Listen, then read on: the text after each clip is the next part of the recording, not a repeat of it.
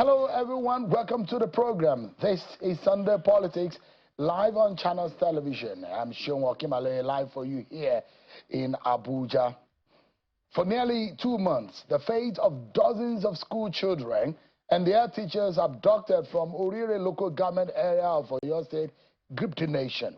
Everyone was worried, raising fresh concerns about school safety, intelligence gathering, and Nigeria's fight against kidnapping. The Oyo State Governor, Seyi Makinde, has arrived and visited there on their return, has visited them where they have been kept, and says their return is a moment of gratitude and relief for the state.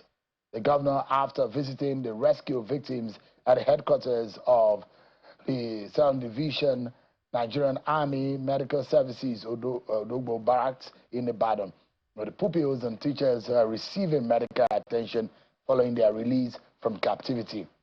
The governor says that all 39 pupils and 5 of the 7 abducted teachers have been rescued and reunited with security personnel, giving glory to God and commending officers and men of the Nigerian Army and other security agencies for their efforts in securing the victims' freedom.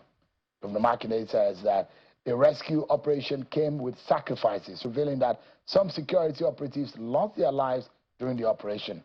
Now, after a coordinated security operation that secured the freedom of all 39 pupils and 5 teachers without a reported ransom or payment or prisoner exchange, attention is shifting from the relief of the rescue to the bigger questions. First, let me allow you to listen to Governor Seyi Makinde once they were rescued and he visited them at the hospital. To our troops, the officers and men, we lost some officers and part of our troops as well. So all the families that have lost loved ones in this whole process, we want to assure them that their loved ones will not have died in vain. So I'm extremely happy. First, I can see that they were happy to be out of captivity, just like any of us. When your freedom is taken away, it's a different set of mind. But they are glad to be back. Some of them are still very frail. They have to do quite a bit of medical intervention, post-traumatic issues, to be addressed. But we have the team ready to do that. Now to the bigger questions. What made this operation successful? What sacrifices were made by security personnel? What lessons can be drawn for future hostage rescue missions? And can these mark a turning point in the country's battle against organized kidnapping networks? But first and foremost, what do we know? These are some of the facts as emerging from this rescue operation. This one, we understand that on the side of the Nigerian military or the Nigerian force, there might be some casualty. Well, unfortunately, since the 15th of May, that is the day they were abducted, 57 days in captivity. There are 39 pupils that were abducted by these terrorists. 5 teachers were among these abducted persons. We understand, sadly, one of them was beheaded and couldn't get out. We understand that this is a joint operation with intelligence led by the DSS and the Nigerian Army, Nigerian Police Force, were the ground troops that led to the operation, the ground operation. And I will show you some of the pictures as released by the military and the Nigerian government on how the terrain, the operations, and how it all happened. We now know that 8 suspected kidnappers were arrested. We understand that some of these kidnappers are members of a faction of Boko Haram that operates in northeastern region of Nigeria and been terrorizing some part of the Middle Belt and the north central region of the country. The federal government says no ransom was paid. They also say no prisoner exchange. Victims are now under medical observation and rehabilitation will follow afterwards.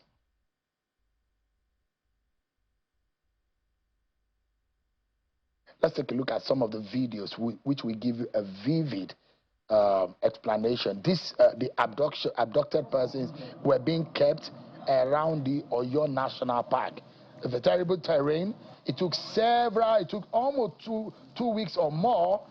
And part of the intelligence that we now know is that the terrorists and their family members were also taken by security operatives. And the pictures of their families and that were taken were being shown to them. They were under pressure with the threat of wanting to kill them, wanting to, if they come close and all of that. You see how the troops were gathering and mobilizing. It took several days for them to be able to go close. And when they were even moving close, you see that they were moving on foot for several kilometers across the water, across the hills. A lot of intelligence that we know right now is the fact that the terrorists were under pressure because intelligence led to the success of this operation. No ransom was paid. This is one of the few moments where our combatant soldiers and operatives across the different agencies and the forces join forces and ensure that this happens. You will see how vast some of these vegetation and the landscape, the architecture is, and it took several days, and hopes were high that this was going to happen because the communities around that area was infiltrated by the military for several days, combing them and ensuring that no casualties on the side of those abducted. There were gunfire exchange until these persons were being eventually rescued. You can see what happened.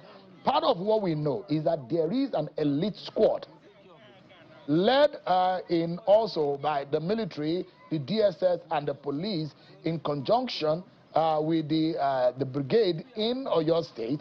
All of them made sure that these happen.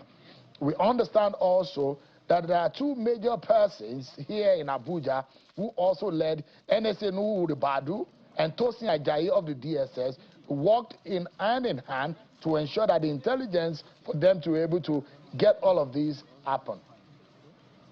Everybody is fine, yeah? Don't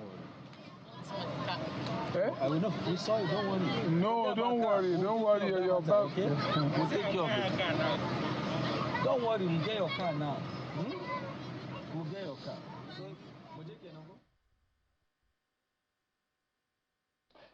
My salute tonight to the gallantry of our men, the soldiers, the operatives, the DSS, the police that make sure that this happened. It's a sore moment in our history, in our security architecture in Nigeria. But those who risk their life day and night, because we understand that they've been camping for more than 3-4 weeks, a month or more, trying to get this done. And when it gets done, one thing that we need to do, because these people have family members also, their wives, their husbands, that they left at home, and they make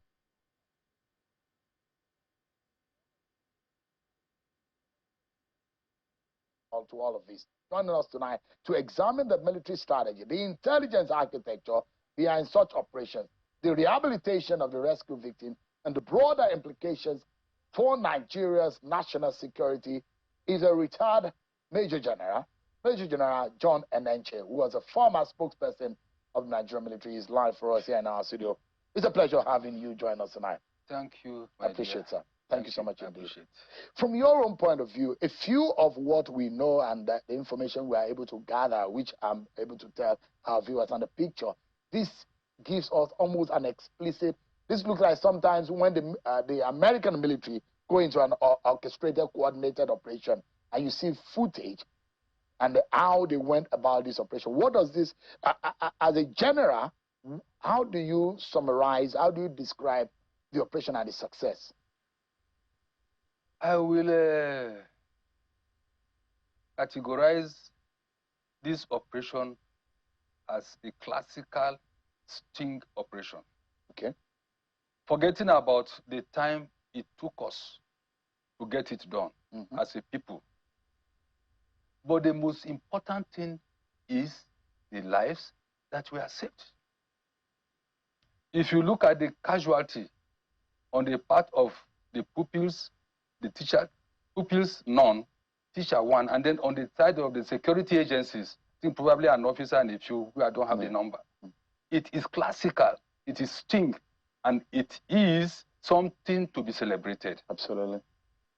It is something to be celebrated right from the top echelon, because it takes leadership to get the kind of followership and results that we have gotten. It takes the command philosophy of the Chief of Army Staff, the leadership of the NSA, the leadership of the Director of SSS, and the leadership of the IGP. Putting that together, their subordinates cannot afford. And then the leadership of the political class, that is the government of Oyo State, the political will to get these kidnapped people out. So I will categorize it as a classical example of a rescue operation. I'm not saying that the casualty is good, but for me, by and large, every standard, it is good and encouraging. What does this say about the possibility? And I'd like to find out from you as a general on the field that this is an elite squad from what you can see, isn't it? Yeah. This is not just your usual officers from the different, but this must have been an elite squad put together for this mission. Am I right? Yes, you don't take a general duty person, a general duty soldier, is it the state service or the police, for such a mission. We have a special training for them, the special forces, trained to withstand, to overcome hard terrain that can even be sustained off land for hours, for days, that should be able to adapt to difficult situations. Special forces, and I believe and I know that the SS state service they also have, the police they have. It is not a job for an ordinary somebody engaged into the military. No, we have specializations. So it's a specialist operation, and I must commend them for it. One of the information and intelligence we now hear is that the military use counterintelligence to frustrate and put the terrorists under pressure. And part of what is it? Yeah, part of what we understand is that they went after the families of the terrorists, took them also, and sent pictures and videos to say, we've got your people, and put them under pressure. That tactical kind of approach using intelligence, what does that mean? It's psychological operation. Okay. They are human beings.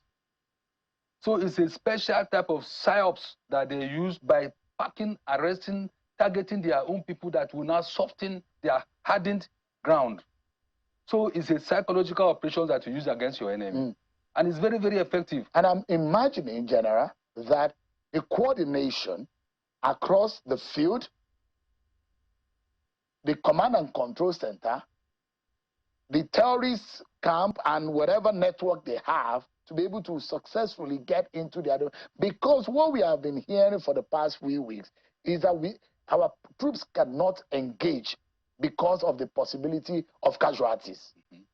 And if this has happened, a lot of Nigerians, a lot of people who are, I'm someone who wanted to go into the army and to the force, so I'm so much interested in operations like this. So a lot of people may not understand what it takes. When it goes south, that's when we know. But when things go well, we probably will not appreciate the effort. If anything had gone wrong, it would have, casualty would have been on the abductee side.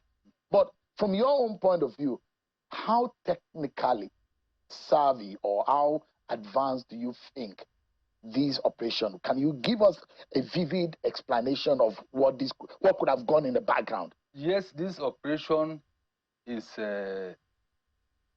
technology-driven and highly professional. Technology-driven in the sense that for the armed forces, for the collective security team to be able to penetrate and counter their communication and locate where their families are to pack them, that is a high plus, high C plus. Now, that kind of operation is not easy and it's not ordinary. So we look at it as a high tech. Not that we have gotten to where we should get to, because if we are there already, they wouldn't have been abducted at all. And that is what some of us outside now, we are now packaging, trying to ensure that we map schools, mosques, all these public places, we map it so that we get real-time information when there's going to be a security breach. Give us an understanding, General, that what really do you think is probably the biggest lesson in terms of this kind of warfare? If, for example, we are able to successfully carry this out as a people, what is the capacity of our forces? If they are able to carry this thing, because remember, sir, America carried out a sting operation using their elite force to extract one of their citizens in northeast Nigeria. Yes. And they did it, and the way that Osama bin Laden was being taken out, or our terrorists are being taken out by the American soldiers, and it's similar to what we have seen. If we can do this, give us an idea of the possibility of what our soldiers, our troops, or across the agencies can do. We can do more than this. Okay. Why am I saying so? This took this time because where we should be now, technologically, in the area of counter-insurgency, counter-terrorism, and counter-banditry and all that, we would have done better than this. We have done so well, excellent. I'm mixing words now because, yes, if we don't praise, if we don't encourage them what we have done, now how do we get to the next level? If it's bad, we complain. We complain. But when it's good, I am of the opinion, General, that I've conversed that Nigerians need to unite against terror. Yes. Because look, whatever these troops have done, like I said, every man that you see, they have a father, mother, sister, brother. That they are not just all by themselves. They are also Nigerians. Yeah. They are risking their lives every day for the safety of our country. Yeah. And for no cause of their own is the insecurity situation that we have in Nigeria today. But anytime there is a plus on advantage on the side of the Nigerian troops, I'm always applauding and saluting them on this program, and to encourage and to say that we can do more. Majority of people are not doing that, which is unfortunate. When it happened, when they were rescued, I was in church. I quickly sent a congratulating message to the principals, the chief of army staff, the special advisor on the homeland security, among others. Because I'm excited. This is what I desire. So I want to encourage our people, Nigerians. Let us be proud and support, give them the morale, encourage them to do more. We have a lot here, but whereby we are only finding fault. Politics is always dividing us. And that's why I'm always saying that forget politicians. They will all their employees and whatever. At the end of the day, politics will go, politics will come, our lives will remain, our country remain. But this insecurity, we must fight it to the end. We have to. We have no alternative. General, what would you say is the biggest lesson out of this? The biggest lesson out of this, for me, is that we need to close gaps. There are gaps which we have identified. And that is why I call on my colleagues who are retired like me, not tired and passive, let them become more active. Let us close the gaps. Like I said, if the gaps that are there now are closed, we will not get to this level of leaving people in captivity for over 50 days, close to 2 months.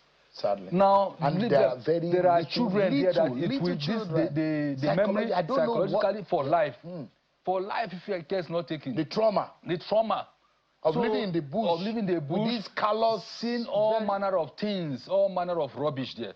So the lesson is that for us now to jump up, come together. We are coming up with innovations. Let us embrace those innovations. Like I just mentioned in a passing, we should be able to locate, geolocate, map, which we are doing, put an umbrella in this country. Ensure that even in the school where they went to, as the thing is breached, immediately, pam, an alarm. Signal is, before they go 1 kilometer, 2 kilometers, we are on them. And that is what that is a major lesson. The army has learned a lot, logistics and all that. the SS and all of them. So we need to step up our game. We need to be proactive rather than reactive. Proactive. I have a package on that. Proactive actions now, what we should be taking. And we are making presentations to the army, and we are praying that they should come along. We now spread it all until at the national headquarters, at the national level, the presidency, they buy into it. Otherwise, this will become a rollover from one government to the other. General, if you can touch on this, there are those who will say within the security architecture, within a criminal environment, that the absence of crime is not absolute security. That a lot of the times is ability to respond and to be able to clip it. That you will find people who will commit crime, but what is the ability of the security agent to be able to move?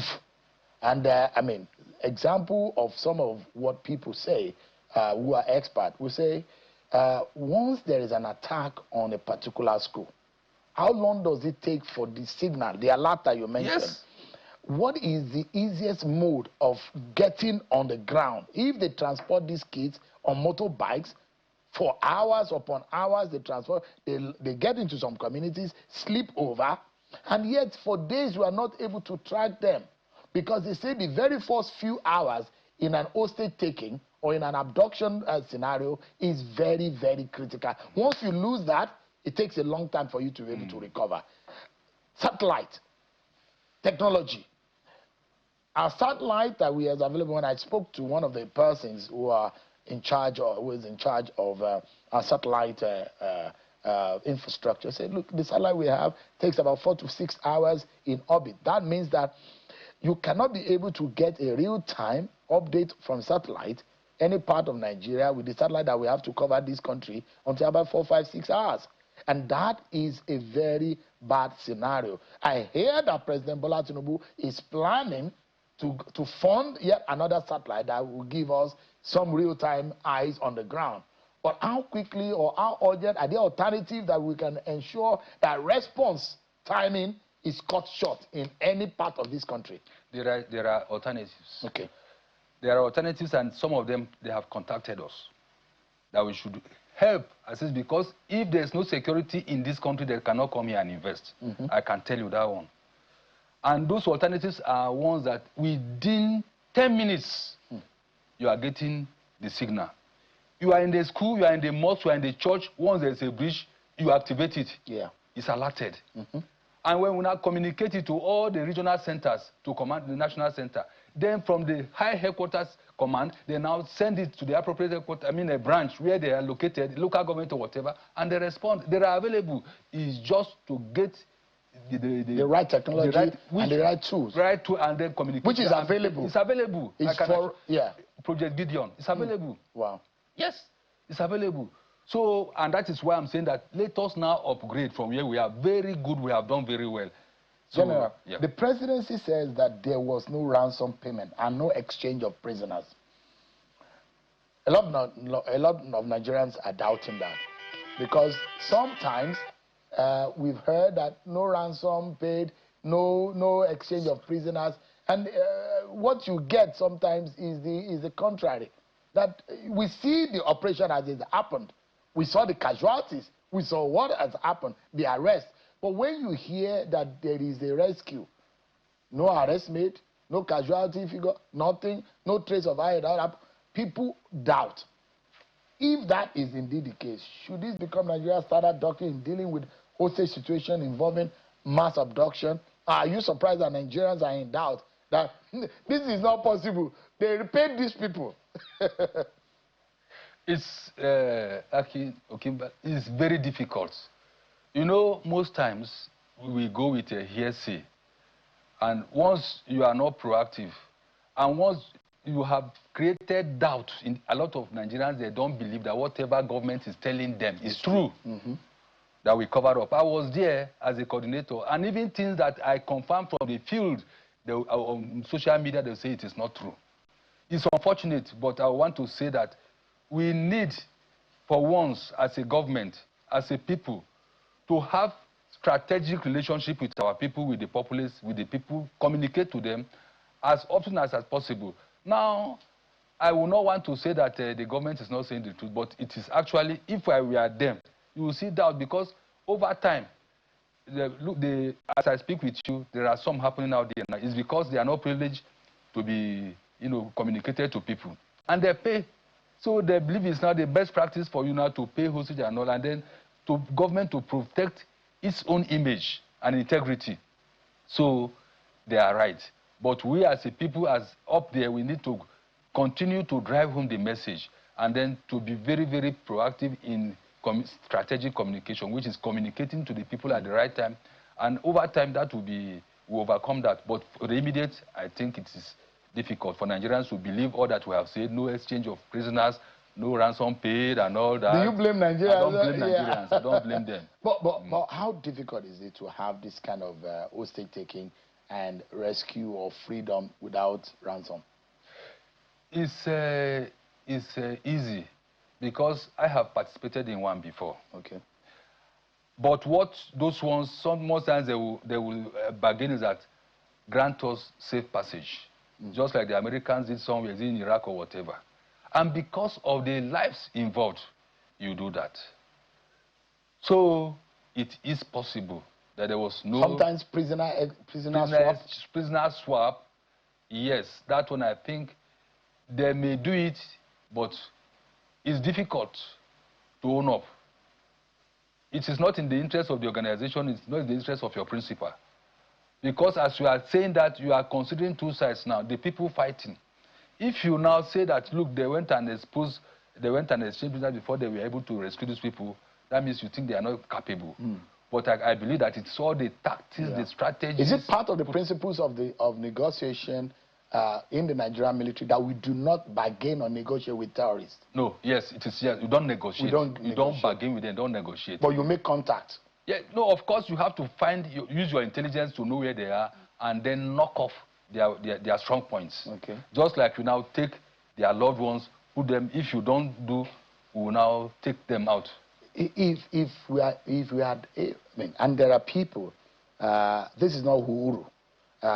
They are still captives. The terrorists are holding in different parts of the country, and we are hoping that this victory and this success will amount into other operations, and we'll be able to get people back. But for the case of Chibok, this kind of operation, and I know that operations are different, this kind of tactics, do you think could have worked for Chibok case?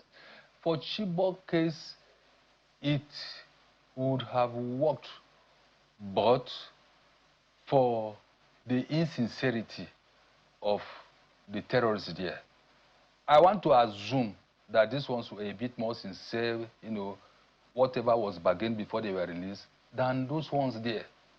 Those ones had serious religious undertone behind it, which made it difficult.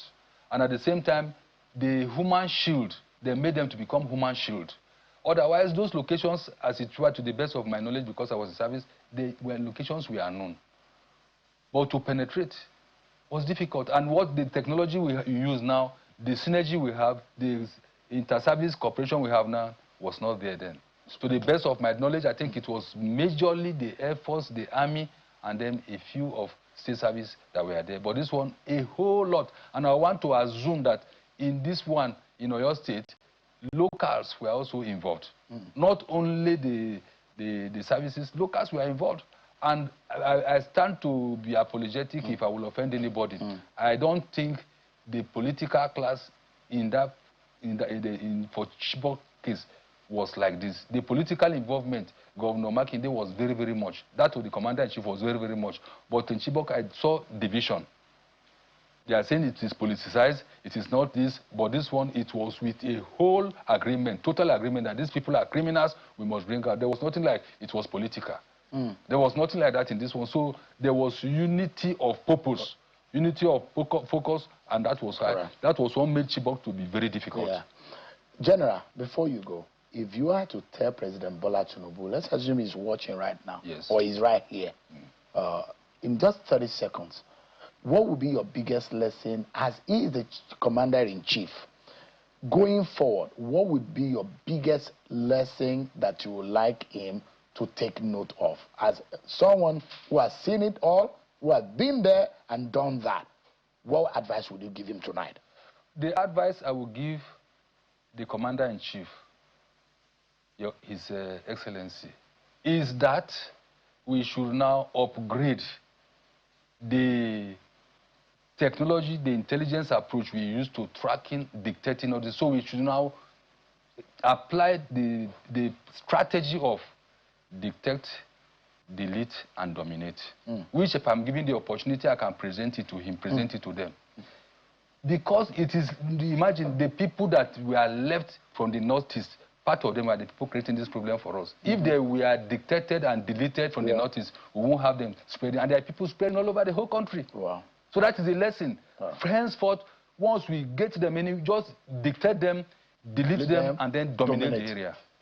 General John Enenche, a former military spokesperson, thank you so much indeed. Always a pleasure having you join us, and thank you for your service to the nation. Thank you, my dear. I appreciate it. Thank you. Our hearts now to those who have gallantly won our hearts, these soldiers, these police officers, the DSS operatives who have made our country proud. We know you can do much more, and you will rescue those who are still in captivity. You've got our support and our salute tonight, wherever you may be, you and your family. Thank you so much for your service to the nation.